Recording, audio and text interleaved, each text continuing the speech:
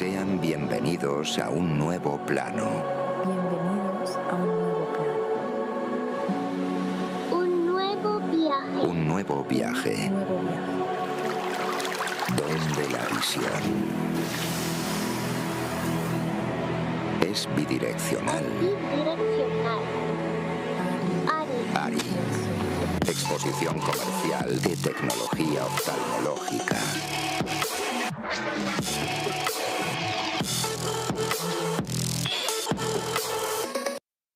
Every new day, the world awakens with countless moments of joy, discovery, and hope.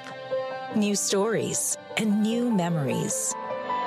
As Biotech Healthcare, we are here to enrich these moments, improve quality of lives, help people live better all around the world. We are with them in every moment they look through life, in every moment they mirror their beauty, or as they walk strongly towards their dreams. Our journey was founded on a vision for providing light and visual excellence to all parts of the societies.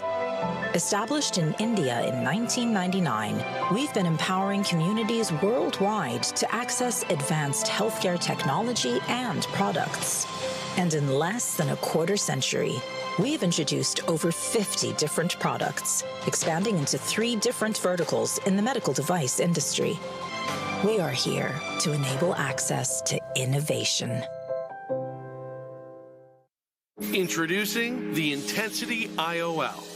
We created an innovative algorithm, DLU, Dynamic Light Utilization. It allows optimal utilization of light, uncompromised eyesight with minimal side effects. Intensity is a high-quality lens with top production standards. With a lens profile that has smooth, symmetrical distribution of 12 steps with different heights, allowing it to adapt for maximum compatibility to the different states of pupil dilation and constriction. Intensity provides 46% less light loss compared to its competitors, allowing continuous vision starting from a distance of 40 centimeters and to infinity, with a defocus curve allowing 6/6 and beyond visual acuity. The result? Vision redefined. Intensity by Hanita Lenses.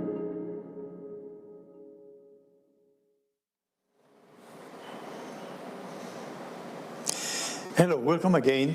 We're going to start the area 5 of ARI 2024 about lens and intraocular lenses. We're going to have an extremely interesting session about surgical techniques in lens surgery and intraocular lenses, innovation in trifocality, innovation in extension datafocal lenses, and finally, the nightmare that is glaucoma for the cataract surgeon, and when both diseases have to be treated together.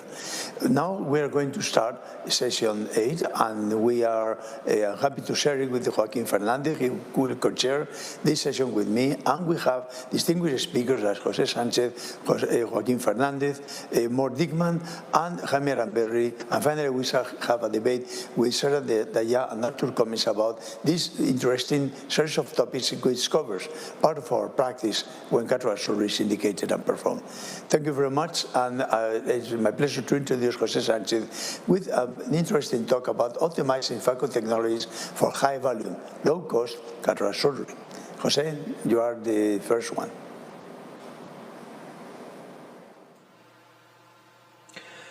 Buenas tardes y muchas gracias, doctor Alió, por su invitación a esta nueva edición de la reunión ARI 2024.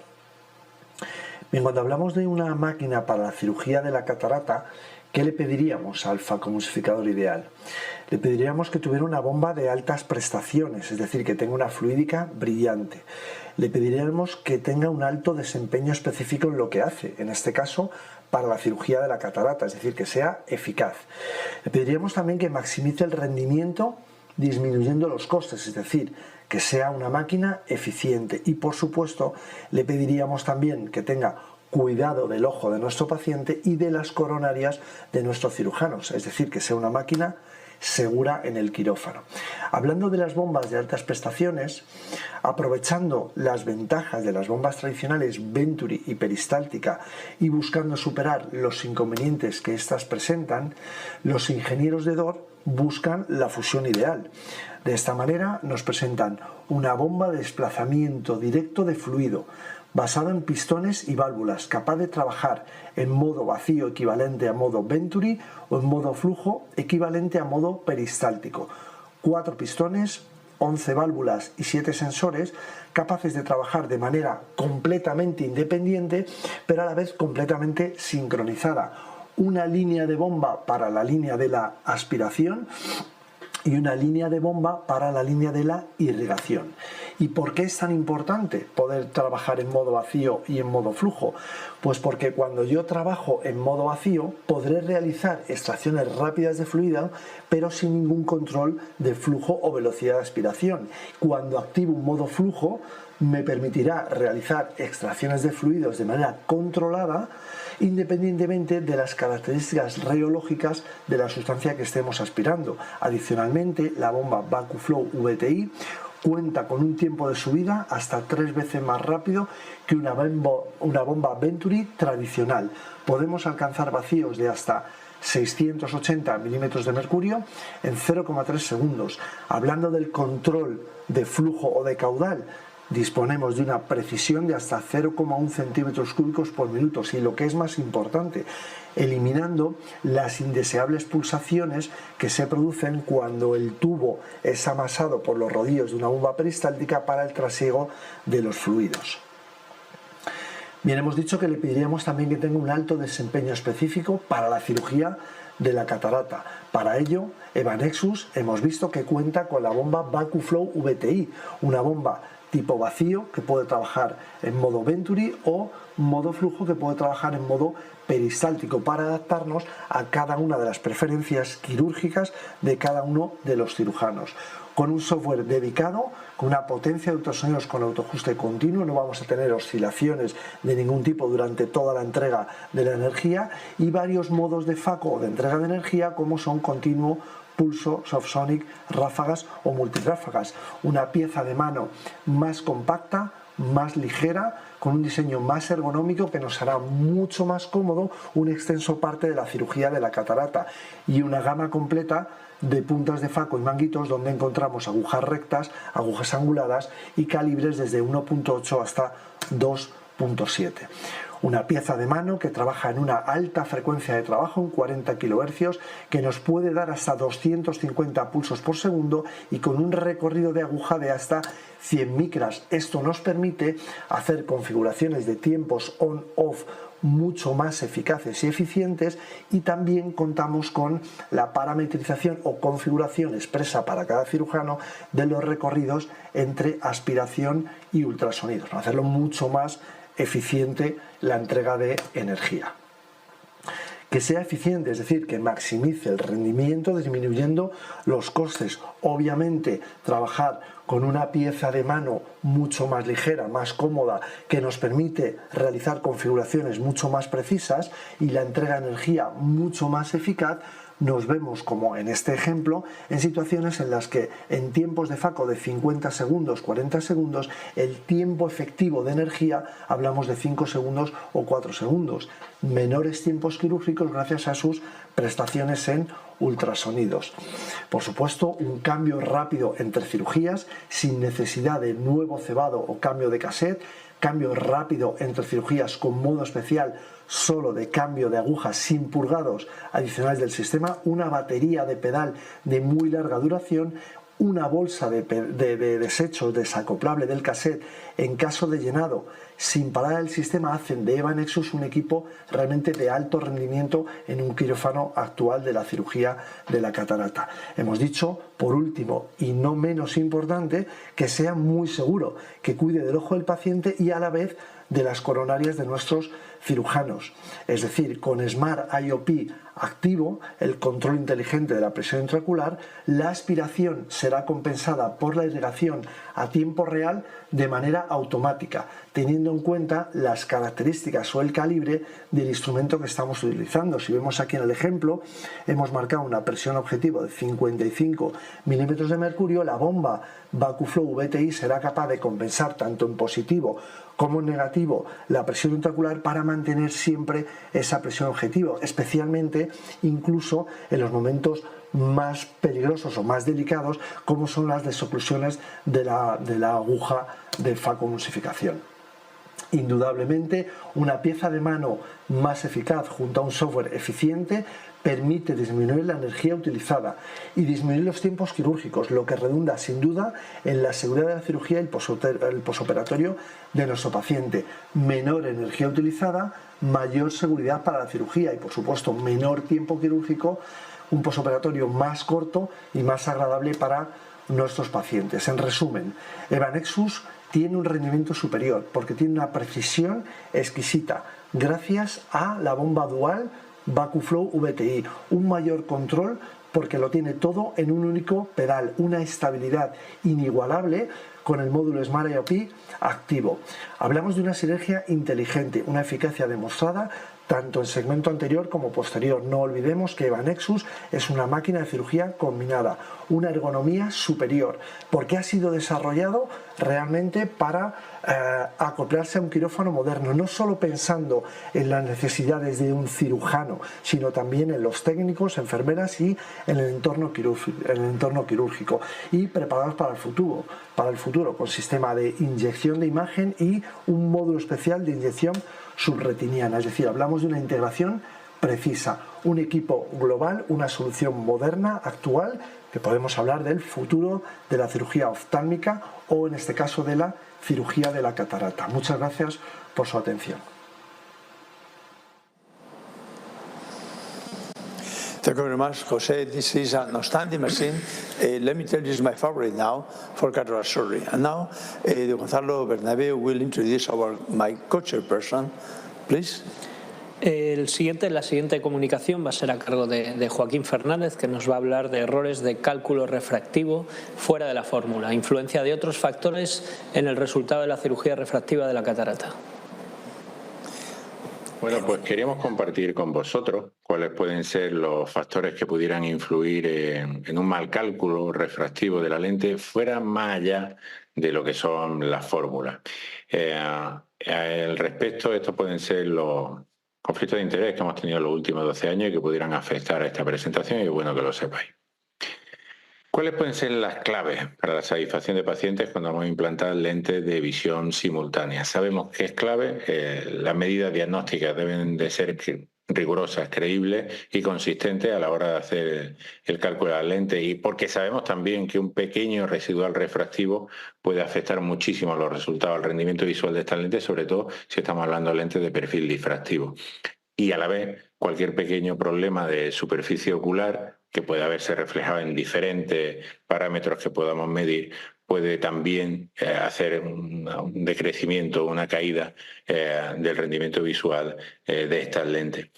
Por eso, quizá la primera clave que debemos que tener es que las medidas diagnósticas sean reproducibles, creíbles, ¿vale? Y es interesante, o al menos desde nuestro punto de vista, el poderlo hacer, el detectar los outliers que podemos tener, el medir con diferentes equipos que pudiéramos tener, queratómetros, topógrafos, biómetros, OCT. La clave es que la captura y el análisis de las imágenes es muy importante que sean bien definidos en córnea. De hecho, cualquier problema que podamos tener de salud de superficie ocular debe de ser muy rentable. Es muy rentable solucionarlo antes del implante de la lente, no solo por las molestias que el paciente, que luego se lo puede achacar a la cirugía, que un ojo seco asintomático se convierte en sintomático, sino también porque es que las medidas van a ser clave a la hora de poder tener un buen resultado posterior en ese tipo de cirugía de la presbicia. Tenemos que tener especial atención a córneas irregulares y sobre todo los sesgos que podemos tener entre equipos. Yo creo que es importante que tengamos equipos de reflexión con otros equipos de elevación, como pueden ser ShaneFlu y OCT, y que las medidas sean congruentes entre ellas. En la pantalla que nosotros utilizamos de Pentacam nos da la calidad de medida, pero para que os fijéis poco más o menos aberraciones de alto orden por encima de 3 micras, debemos de estar un poco atentos y puede ser un signo de que puedan podemos tener un problema de superficie ocular. En ese caso, equipos que están basados más en elevación, como OCT y Chinflux, tendrían mejor accuracy que los basados en reflexión especular. Banderas rojas que podéis tener a la hora de tomar medidas. Fijaros, aquí os proponemos una serie de datos, sobre todo instruir a los técnicos para que cuando ocurren esos datos os den esa señal roja de semáforo, para que vosotros pongáis más atención en ese paciente en concreto antes de que pase los filtros y pueda el cálculo hacernos ruido luego en el postoperatorio. Como os comentaba, nosotros tenemos un combo de utilizar queratómetros basados en reflexión especular con otros Chinflux y OCT, y ante cualquier inconsistencia pues sacamos la señal roja de alerta para poner más atención y ver dónde pueden estar esos sesgos. Si no lo tuvierais, probablemente os recomendaría el repetir, hacer un doble check del equipo que tengáis y desde luego antes de hacer los cálculos de la lente optimizar la superficie ocular. Fijaros, esto no ocurre. Pentacam tiene la ventaja de que cuando observa cualquier pequeño cambio, fijaros, entre el ojo derecho y el ojo izquierdo hay una leve variación en la longitud axial, aunque no es nada frecuente.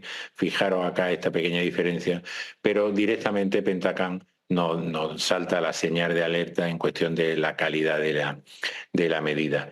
Interesante también, es importante el hecho de optimizar la fórmula, porque es clave a la hora de conseguir maximizar los pacientes que podamos tener en más o menos 0,5 dioptría. Todos sabemos un poco cuál puede ser la clasificación. Os proponemos esta clasificación de lentes, de cálculo de lentes, estarían las empíricas. Empezamos con las lentes empíricas basadas en refracción y en regresión lineal, como puede ser la SRK y la SRK2, pero hemos vuelto a esas fórmulas empíricas, fórmulas que lo que hacen es identificar cuáles pueden ser los valores predictores para mejorar el accuracy de esta fórmula, y por un método de regresión o inteligencia artificial, como todas estas que estáis viendo, mejoran esos resultados. En cuanto a las teóricas, podríamos tener fórmulas basadas en óptica geométrica y hipotéticamente en óptica física, aunque a día de hoy no hay ninguna, y en función de si usan una óptica geométrica parcial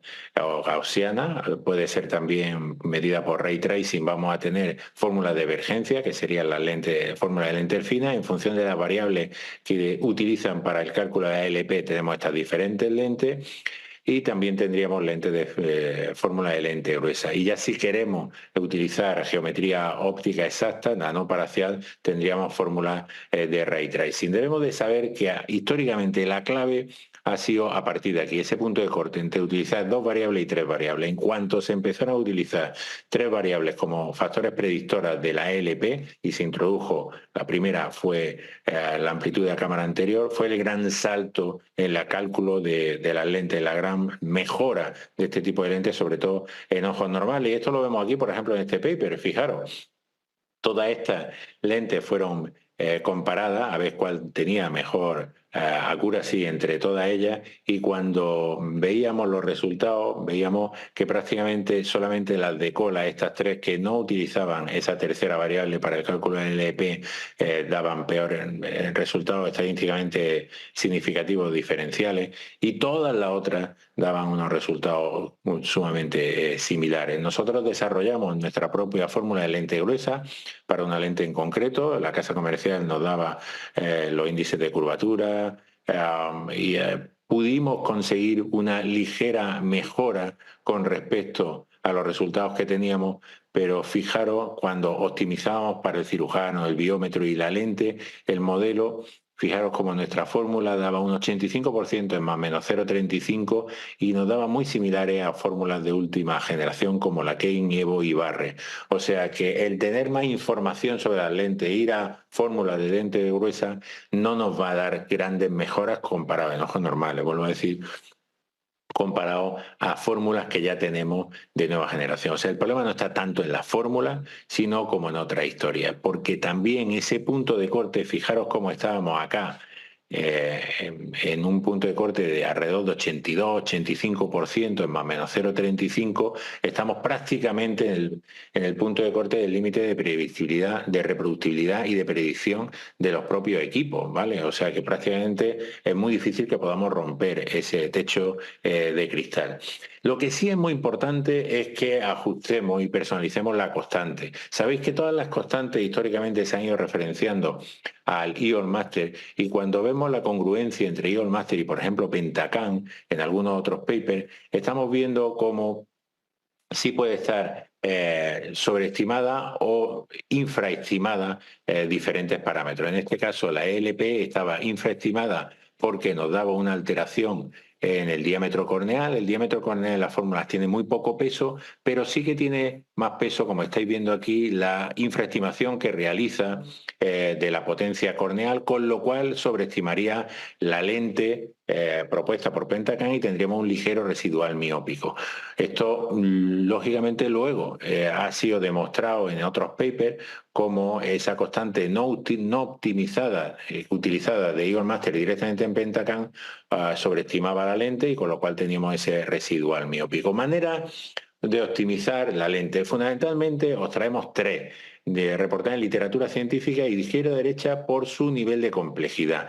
Tenemos el paper de Lupardi, en el cual solamente podía optimizar en tres fórmulas predeterminadas, pero lo más interesante de este método es que paciente a paciente podía optimizar tu lente, pero era ligeramente complejo su utilización. Gatinel recientemente, el año pasado, nos propone una optimización de la fórmula basada en esta conversión de la constante A del fabricante en la AC de constant, que es la teórica LP que podíamos tener. Y con estas fórmulas que estáis viendo, podía conseguir una optimización de la constante A con una 9AC de constant, con lo cual podrías conseguir una mejora.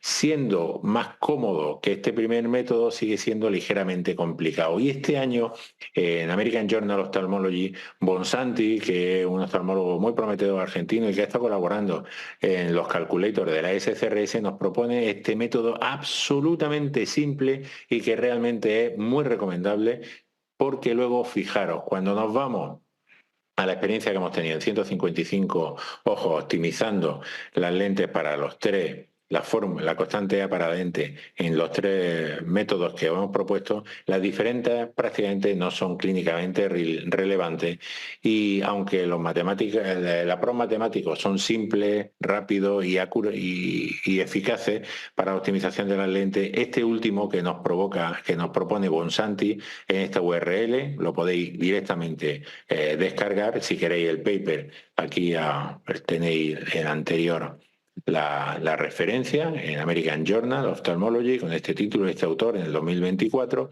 pero esta URL directamente os solucionará esa experiencia. Con lo cual, cuanto menores son los residuales refractivos, vamos a tener pacientes mucho más satisfechos. Es clave la optimización de la superficie ocular, ya no solamente por las molestias que puede tener un paciente que quede metrópe, si es que conseguir la metropía con pacientes con problemas de superficie ocular es sumamente complejo. No hay diferencias clínicamente relevantes entre las fórmulas de cálculo que tenemos para ojos normales a partir de ese punto de corte que fue la Haigis, que introdujo la ACD como factor de predictor de la LP, y para nosotros la clave, aparte de tener medidas lo más rigurosas posible, que se ajusten y que sean congruentes entre unos equipos y otros, la clave es la optimización de constantes.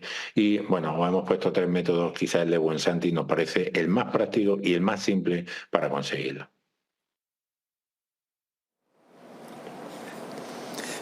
Many thanks, Joaquin. Very interesting, and this is a way to gain accuracy in our IOL calculations. Now let me introduce to Mor Dickman. He is going to talk about a very interesting topic in which he has a paper, which are the anesthetic techniques and the risk of complications in cataract surgery. Thank you, Mor. Good evening. My name is Mor Dickman, and thank you very much for the invitation to speak to you today about anesthesia techniques and the risk of surgical complications as reflected in EuroEqual, the European Registry of Cataract and Refractive Surgery. Personally, I have no relevant financial disclosures. EUREQUO was initially funded by the European Union, and we are very thankful for the continued support for this project from the ECRS. Over the past decade, cataract surgery has become minimally invasive. This change went hand in hand with developments in anesthesia techniques.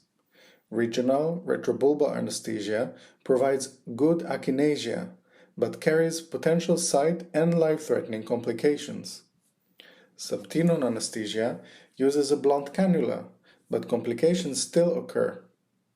Topical anesthesia is safe and non-invasive, but it only blocks sensation from the trigeminal nerve, and therefore provides no akinesia or intraocular anesthesia. EUREQUO is a multinational registry and is one of the largest IT projects in ophthalmology, with over 4 million cases. Few studies have investigated the risk of surgical complications between different anesthesia techniques. However, these studies were small and surgical complications were not their primary outcome. For this study, we analyzed data from EUREQUO. We analyzed 2.8 million cases operated between 2008 and 2018, of which 1.3 million cases had completed data. This figure shows the number of surgeries performed under topical anesthesia increased from 30 to 75% during the study period. Subtenon anesthesia dropped from 30% to 15%. Whereas regional retrobulbar anesthesia dropped from 40% to 6% between 2008 and 2018. General anesthesia and combined topical and intracameral anesthesia both remained stable at around 2%. This table shows the percentage of posterior capsule rupture without dropped nucleus per anesthesia technique and the adjusted odds ratio with 95% confidence interval. We see that all forms of anesthesia, general, subtenon, retrobulbar, and combined topical and intracameral anesthesia, all had a reduced risk of PCR compared with topical anesthesia alone. Analysis of PCR with dropped nucleus yielded similar results. This may be due to eye movements with topical anesthesia only and the lack of sedation of intraocular structures. In this multivariable analysis, we also wanted to exclude selection bias. Therefore, we considered, in addition to anesthesia technique, also patient characteristics such as age, sex, and preoperative vision, and also surgical complicating factors such as corneal opacities, white cataract, and small pupils. Moreover, this table shows that the risk of endophthalmitis was significantly reduced with regional anesthesia compared with topical anesthesia. One possible explanation is that with topical anesthesia, corneal incisions can come into contact with contaminated areas due to eye movements. However, we need to remember that the use of intracameral antibiotics and postoperative antibiotics was beyond the scope of this study. Also, even though EUREQUO is a large registry with a very big number of cases, endophthalmitis remains a rare complication, and the number of cases is fortunately small. In conclusion, topical anesthesia is the most used anesthesia in modern cataract surgery. We report a growing trend in topical anesthesia and decreasing trend in subtenon, peribulbar, and retrobulbar anesthesia in Europe. We found that topical anesthesia alone is associated with a higher risk of posterior capsule rupture, with and without dropped nucleus, and endophthalmitis. However, topical anesthesia combined with intracameral anesthesia does not carry such increased risk. Thank you very much for your attention. I hope I have raised your interest, and I invite you to register your cases and improve your outcomes using EUREQUO.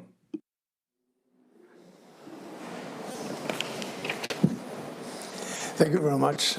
More very interesting presentation. And now Gonzalo is going to show and to introduce our next speaker. Okay. To finish this incredible day, Dr. Aramberri, one of the most experts in the world in IOL calculation, is going to present IOL calculation in difficult eyes. So go, Jaime. IOL calculations in difficult eyes. What are difficult eyes? Normally there will be cases with irregular corneas, but there can be as well abnormal anterior segment sizes and extreme axial lengths. In this talk, due to time restriction, I will focus on irregular corneas. The definition of irregular cornea is not precise. We can use as criterion that case with the higher order aberrations in the cornea, 3 standard deviations over the mean value. The most frequent reasons for irregular cornea are keratoconus and post-corneal refractive surgery cases. It's very important that we define and know the sources of error in irregular cornea. First, we've got keratometric errors, situations where K will be wrongly measured. And these are the anterior to posterior ratio error, the measurement area diameter error, and the measurement variability. Second, there is a formula error. The IOL position will be wrongly predicted in these cases. And finally, there is the model error. A paraxial model will go wrong if there is a high level of higher order aberrations. Going to the first keratometric error, we have to know that K is correct as long as the anterior to posterior corneal relationship is normal. And we can calculate an anterior to posterior ratio of 1:21 as the normal ratio in the population with a standard deviation of 0.02.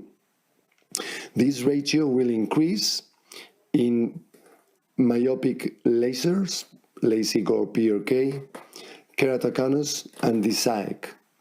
And this ratio will decrease after hyperopic laser corrections and radial keratotomy.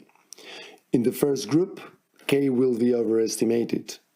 In the second group, at the left of this graphic, K will be underestimated. Keratometers and topographers measure K from an annular area of around 3 mm diameter. But when the cornea is very flat, this measured area will be bigger and K will be overestimated. And when the cornea is very steep, the situation will be opposite. In these cases, there is higher variability among cases, among instruments, and among visits. Take a look down in this slide. This case where with 1.5 months difference, there was a difference over 1 diopter in the K measurement. Then we've got the formula error. Formulas that use K to predict DLP will under or overestimate the IOL position when the cornea is very flat or steep. For example, after myopic laser, K will be very flat, and this will shift the refraction after surgery towards hyperopia, and we can calculate the magnitude of this error. There is a model error. Paraxial models can describe an eye with higher order aberrations. So the subjective refraction will be different to the estimated refraction due to this effect, and the prediction error of paraxial methods will be higher. For example, this is a case with this lens, the calculated refraction was planar, but with a very low visual Strehl number. The visual quality was predicted to be very bad. This was the finally implanted IOL with a higher estimated refraction, but in reality we got a better result because the higher order aberrations were taken into account. So what are the solutions? Once we know the errors, we can set several solutions. For the keratometric anterior to posterior ratio error, we can use empirical functions that compensate for this error. And this is what formulas like Barrett through K, Shamas PL, Higgisel, Kane keratoconus, etc. are doing. Or we can also use the posterior corneal surface measurement by corneal tomography, either OCT or Scheimpflug. And this posterior K is used in a thick lens model. And this is what Barrett through K TK is doing, as well as Olsen, Oculix, Evo, etc. For the measurement area error, we should adjust the measurement area diameter to 3 millimeters, and each topographer has its own way to do it. And to take into account the variability, error, repeat measurements. This is very important. In this kind of cases, we should repeat with different devices and in different days. For the formula error, we should use a formula not using the K in the prediction of ELP, like Heige, Solz, and Oroculix, or if we use any other formula, then we should use the double K algorithm to avoid this formula error. To avoid the model error, whenever higher order aberrations are high, we should use an exact ray tracing based model. So in the day-to-day calculation, whenever we are dealing with a mild moderate case with a center pattern, then K can be used. We can use a per axial method.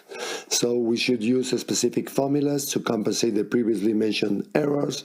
And for example, post corneal refractive surgery, we could use the Barrett through K or any of the others. And after keratoconus, or in the case of keratoconus, the Barrett keratoconus, for example, and better if posterior corneal measurement is used. And in severe decenter patterns, when higher order aberrations will be high, then we should be doing ray tracing calculations. And this can be done, for example, with commercial software like Oculix or MS39, or if the user has advanced skills, could export topography to CMAX and do the calculation. And what are the expected results? After LASIK PRK without precorneal refractive surgery data and using posterior cornea measurements, we can get plus minus 0.5 of predicted refraction in around 65 to 80% of cases, which is pretty close to normal eyes. And in keratoconus, it will depend strongly on the stage of the keratoconus. Stage 1, we could get plus minus 0.5 in around 50 to 60%, and this will drop down in advanced cases. For example, in this paper, in non-severe keratoconus with K under 50 diopters, they got plus minus 0.5 in around 50% with the best formulas. And when the keratoconus was severe, then it dropped to around 25 to 30% of cases in plus minus 0.5 diopters. So in conclusion, IOL calculation in irregular corneas can provide good clinical results as long as we know the sources of error, and these are identified in each case, and we apply the adequate calculation method in each case. Thank you very much. Thank you very much, Jaime. Now we have our two comments and Shraddha for the debate that will be conducted by Joaquin Fernandez. Joaquin, are you there? Okay, so you will lead. Thank you. Excellent. Thank you very much, Jorge. Well, I really enjoy with all the presentation. Say hello also to Arthur Cumming is with us. Nice to see you, Arthur. Well, coming from the first presentation, Jose Antonio, can you put on your camera? Excellent. Thank you very much for your presentation, Jose Antonio. Well, you were talking about the EVA Nexus phacoemulsificator is an excellent option to have a new phacoemulsificator with ARTS. I really think it would like to know if we are going to have the possibility of using posterior vitrectomy with the phacoemulsificator, Jose Antonio. Yeah, right. As I said, it's a combined machine.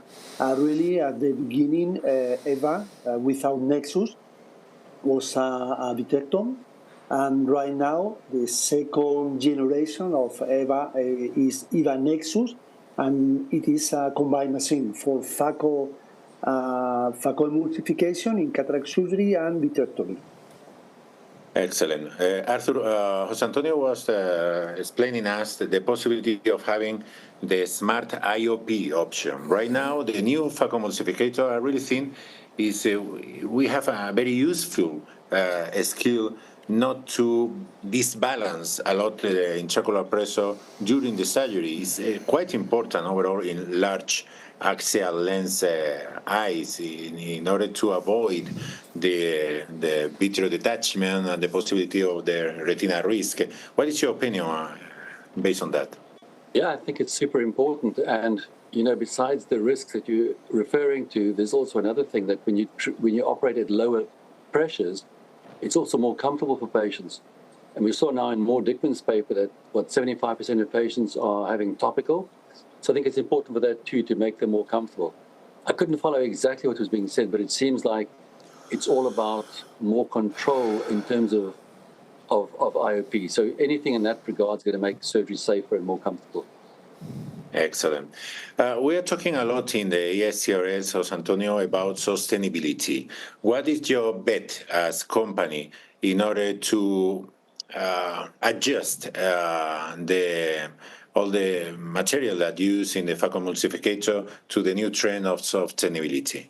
Mm-hmm. From DOR, we're working with reusable needles and sometimes with a big bag, collective bag, with, for example, one cassette day or day cassette. It is. Oh, okay, excellent. Only just a very curious question. I saw DORC by Zeiss. What is exactly the relationship right now in between DORC and Zeiss? Yeah, the process to get the company finished. Right now we are the same company. The proprietary, absolutely of DOR. Right now it's called Zeiss Meditech. Excellent. So the post-marketing support is directly for Zeiss, no? Coming from Zeiss, Jose Antonio. Yeah, the people. Yeah, but the people from DOR actually we are. In the same company, but working separately. Excellent. Yeah, because the expert of EVA Nexus are not the same guys to the company, to Zeiss Meditech. Excellent. Thank you very much, Jose Antonio. Well, we have here Moore. Are you here with us? Moore Dickman is. Yes, I'm here with you. Hey, nice to see you. Well, Maurice, the chair of the register in ESCRS, is incredible to work there. He's a very active person. I'm absolutely in love with all your work, Maur, you know that. Well, you show us the EuroQ register. Well, it's descriptive statistic. No, it's not inferential. We can see association, but not causality. It's very interesting to see how the topical anesthetic could increase the endophthalmitis rate. Probably it's an association or have a relationship of causality. But what could be, for your opinion, coming from your opinion, the use of the anesthesia try to improve the patient experience? Because you show us that we are accustomed to see what kind of anesthesia could increase the safety. But we are not used to see the experience of the patient report the outcome associated with the anesthesia technique. What is your opinion about that, Moore? So yes, thank you very much. First of all, indeed, registry research has the power of having very big numbers. This research was done on so many millions of patients, so this gives an opportunity to do analysis that would otherwise will be very difficult to do. But it is also hypothesis generating. That means that you can test the hypothesis that we have created for example, in the context of a randomized control trial. But when going on the literature, there are not a lot of randomized control trial on anesthesia and cataract surgery. And that's a shame. That's something that I think would be valuable in order to prove some of these hypotheses. I think that's part one. Part two, I think this is an example of a research that really changed my clinical practice. So after doing this study, I changed my practice so that all topical cataract surgery, I do now combine topical and intracameral anesthesia. And it is now my feeling that this really improves the patient experience, because then you get anesthesia, analgesia of the intraocular structure structures that you do not get with only topical anesthesia. It reduces eye movements, comfort and security for both surgeon and patient, and I can imagine that that increases patient-reported outcomes, but the real answer for the third part of your question is we don't know. And I think the movement that we are pushing now in the Netherlands, in Europe, within EUREQA, within the CRS, I think at the end, the proof of the pudding is the patient-reported outcomes. We do cataract surgery not only to improve patient vision or refraction, we do it primarily to improve quality of life. And we need to measure it because we know that there is a percentage of patients that even though they improve in vision or refraction, the surgery may not improve the quality of life. And this is an area of focus when we go forward in cataract surgery. I hope this answers in full your question. Absolutely, Maury. In fact, I would like to ask also Arthur. I really think we have to feel, at least in Spain, the private system healthcare and the private system healthcare using anesthesia according to the patient experience. Arthur, I think that you're overall based in the private system. Jaime, I would like to ask him also, what is your manage? I would like to know what is your manage, your approach in terms of patient experience, because all of us, we know how to manage in a better way to improve our safety. But specifically in the patient experience, how do you modify the anesthesia for your patient? Right. So I'm in two different settings, Joachim. The one is in the hospital where all our insured patients are. And those patients with insurance covering it, there has to be an anesthetist in the theater. And so most of those patients are getting IV sedation at the same time. And some are very, very low amount and some slightly more. And that can be titrated, although the patient's got to be awake. Those patients tend to love the procedure. They come back saying they didn't even know about it. After the first eye, they sort of figure they fell asleep and didn't know about it further. But when they're too deep, they can become a little bit uncooperative in terms of what we want to happen. So from a surgeon's point of view, it's not the very best thing. Now, in my own clinic, I've got an office-based setup where we do procedures under topical and lidocaine in the anterior chamber. And that, to me, is almost a better outcome. Patients are very comfortable. The only sedation is an oral Valium, and then they have the topical and lidocaine intracamerally. And for them, they have an experience where they're aware, they can cooperate very, very fully, but they're pretty chilled out. And cooperation is an awful lot better. So we've got those two scenarios. Sometimes I'm happy I'm in the hospital when it's a very difficult case with a tight orbit. But for most patients, I think the best patient experience is probably, number one, they want a good outcome, so, in a day's time or down the road. But for the anesthesia per se, I think we're actually better off with topical and some level of sedation, light, with intracameral. Okay. Jaime, start comment in this field, this issue. What is your favorite way of anesthesia in your premium patient? What do you prefer in order to have an excellent experience of your patient? Jaime? I am doing exactly the same that Arthur said. I mean, I work in two different private clinics, and I've been working just in the very same way, I would say, for the last 20 years. I mean, I'm doing topical anesthesia plus intracameral lidocaine and a slight sedation. And that's the way all our regular patients go. And I would say their patient experience is normally very, very good. They all report surgery has been easy and it's been a nice experience. Many times with that slight sedation, they got some amnesia, so they just don't remember what happened in the operating room. That's where, when we do the second eye, they always say, this is very different from the first one, but it's just because they just can't remember what happened through the surgery. So the feeling is fine on the surgery, and the feeling is fine after the surgery. So I would say the cataract surgery, as we've been doing these years, is doing correctly, and I don't feel there is any need for any further change. Excellent. I mean, you present us an incredible presentation about the extreme eyes.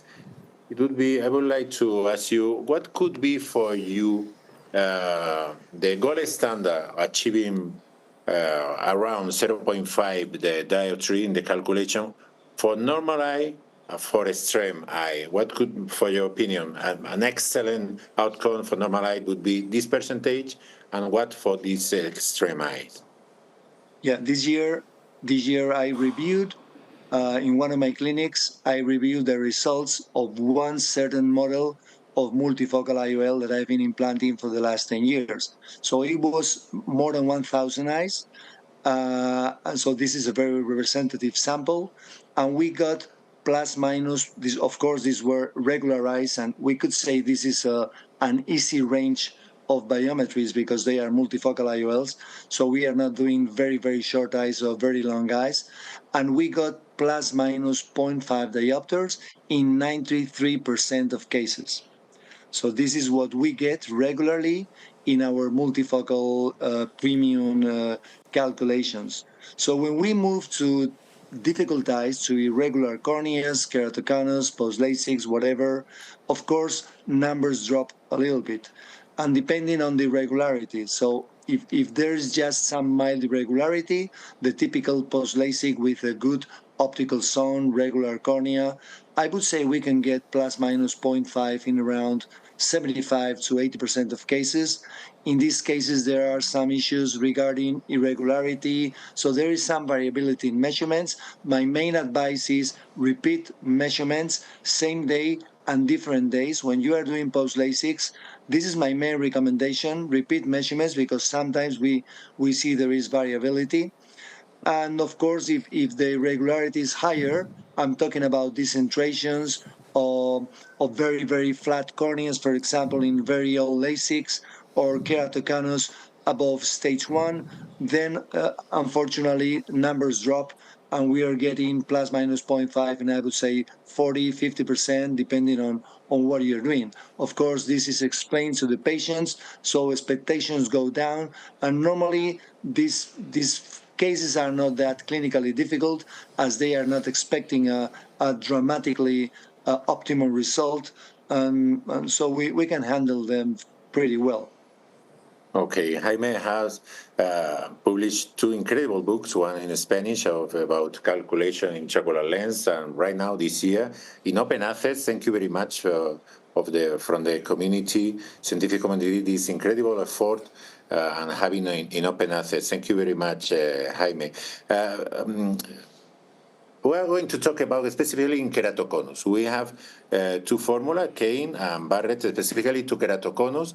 I would like you to tell us what is the reason for the early stage of keratoconus to have such amazing outcomes with the SRKT, okay, in the early stage. And right now, what would be your best option for more advanced keratoconus stage in between the Kane and Barrett? Yeah. Well, in stage 1 keratoconus, and we can very easily define this group as keratoconus with low K corneas, let's say under 50 diopters, we normally get quite good results with the Kane keratoconus and the Barrett keratoconus. And this is because they are taking into account the anterior to posterior ratio change. That was the main inductor of this hyperopia that we regularly got with the old formulas. The SRKT, as you correctly stated, was getting the best results, and this was because this formula was estimating a very deep ELP in very steep corneas. This was an error by design, just by chance. The SRKT gets better predictions in the keratoconic population as they are predicting a higher power IOL. So they are not falling in that slight hyperopia that we see due to the anterior to posterior ratio error in this stage 1 keratoconus. So I would say with the stage 1 keratoconus, things are right now pretty clear. Just use these specific formulas for keratoconus and you are done. When the keratoconus is very irregular, and now we talk about stage 2 or stage 3 keratoconus, case over 50, 52, 54, normally the cornea is so irregular that you cannot use any more paraxial calculations.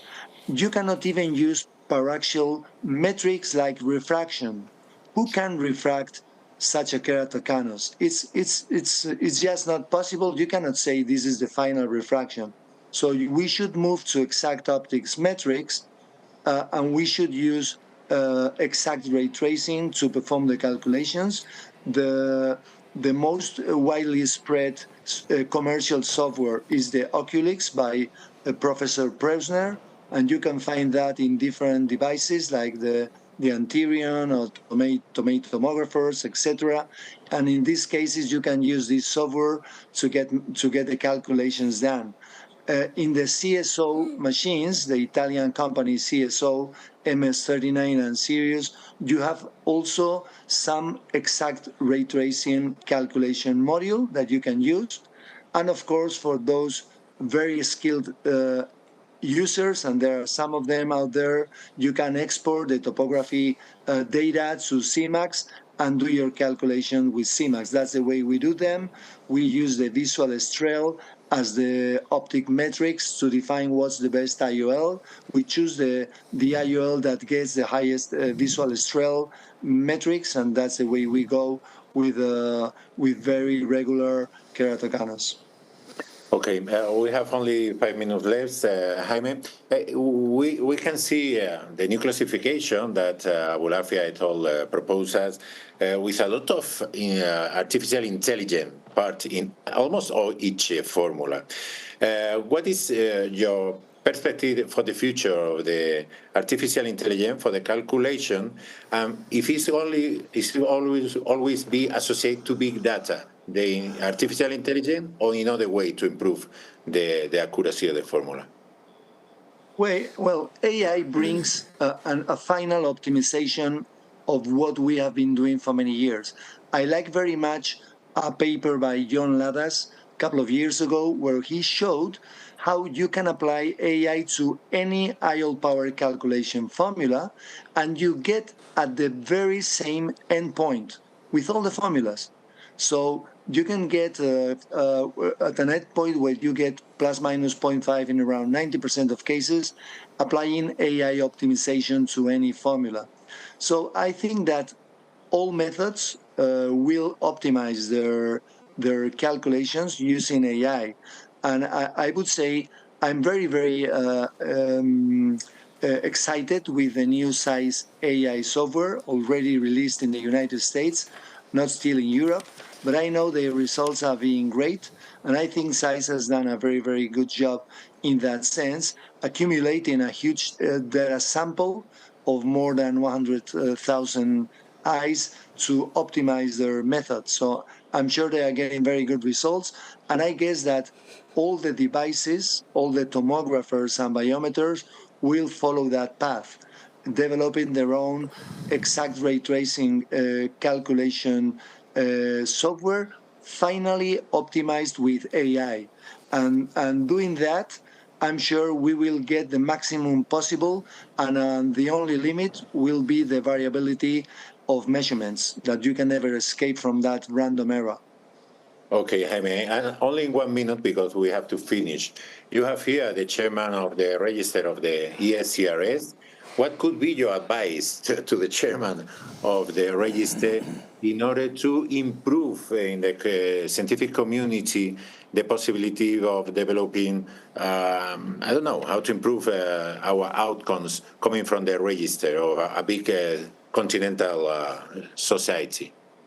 What could be your idea? It's important to have a huge register of very extreme eyes, rare, very low frequency eye, keratoconus, very rare eye, or it's not important that way? Yeah, of course it's important.